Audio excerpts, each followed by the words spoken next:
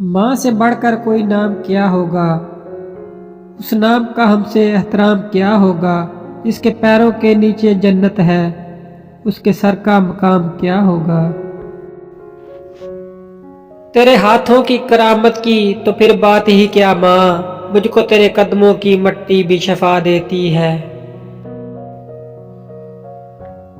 اگر تمہاری ماں تمہارے غصے کی وجہ سے تم سے بات کرتے ہوئے ڈرتی ہے تو پھر تم افسوس کرو، کیونکہ تم نے اپنے ہاتھوں مغفرت کا دروازہ بند کر دیا ہے۔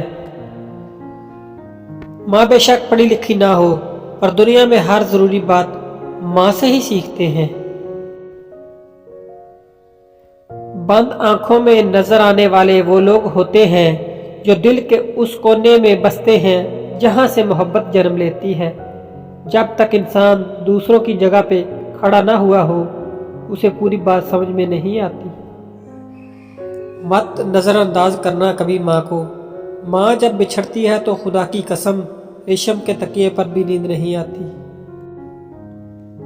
میں تھوڑا بیمار تھا، وہ پوری رات نہیں سوئی، مجھے تکلیف میں دیکھ کے میری ماں مجھ سے بھی زیادہ روئی۔ ماں تو ماں ہوتی ہے، پہچان لیتی ہے کہ آنکھیں سونے سے لال ہیں یا رونے سے لال ہیں۔ اللہ ہر ماں کو اتنی لمبی عمر دے کہ ساری خوشیاں دیکھ سکے جو اپنی اولاد کے لیے مانگتی ہے۔ حالات برے تھے مگر رکھتی تھی نواب بنا کر، ہم غریب تھے یہ صرف میری ماں جانتی تھی۔